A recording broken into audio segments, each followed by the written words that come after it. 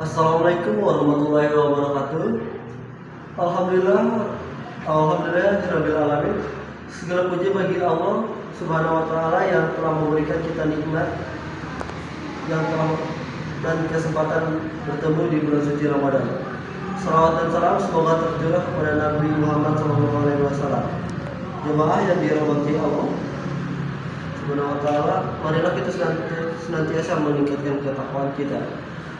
Takwa yang bukan sekadar ucapan bibir, melainkan takwa yang menjadi kompas di tengah hiruk pikuk dunia yang seringkali membuat kita bingung.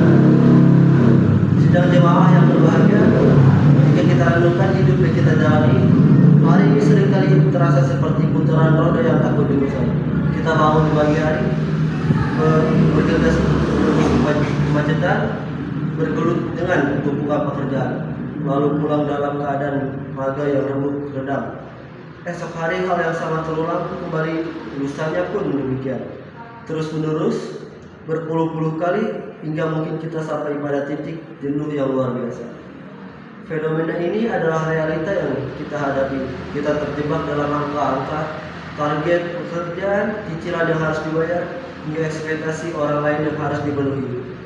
Seringkali saking sibuknya kita mengulang rutinitas tersebut, kita menjadi raga yang bergerak tanpa jiwa. Kita hadir di rumah, namun pikiran masih tertinggal di meja kantor.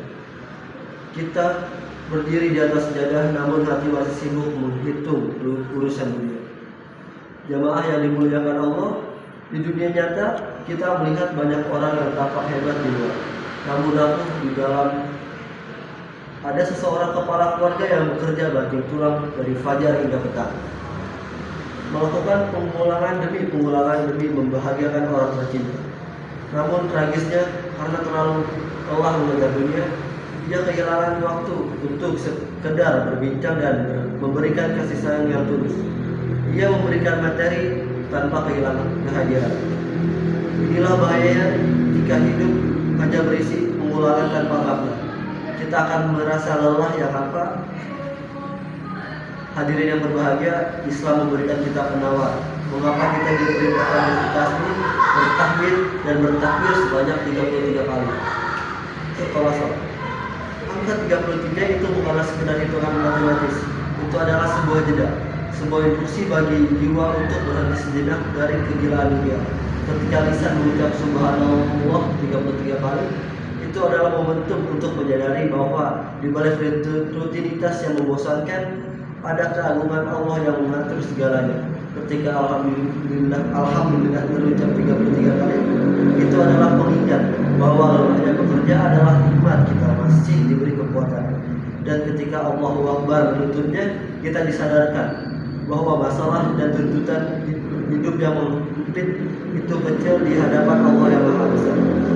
Jangan biarkan hidup kita menjadi tumpukan angka yang melelahkan. Ubahlah setiap pengulangan langkah kaki Anda menuju kantor, setiap putaran kemudi di jalan raya, dan setiap peluh yang menetes menjadi rangkaian zikir yang bernyawa. Allah Subhanahu wa taala berfirman dalam surah Al-Insyirah ayat 7, maka apabila engkau telah selesai dari sesuatu urusan, tetaplah bekerja keras untuk urusan yang lain. Ayat ini mengajarkan kita untuk terus bergerak, namun dengan satu syarat di ayat selanjutnya, dan hanya kepada Tuhanmulah engkau berharap. Kesimpulannya adalah jangan beriakan rutinitas mematikan hati Anda. Jadikan setiap pengulangan dalam hidup sebagai cara untuk mendekat kepadanya. Pekerjaan yang dilakukan dengan niat ibadah tidak akan pernah menjadi beban yang sia-sia, melainkan akan menjadi tabungan kemuliaan di akhirat kelak. Semoga Allah menguatkan pundak kita dalam memikul beban dunia, dan senantiasa melembutkan hati kita untuk selalu mengingatnya di tengah kesibukan yang tiada habisnya.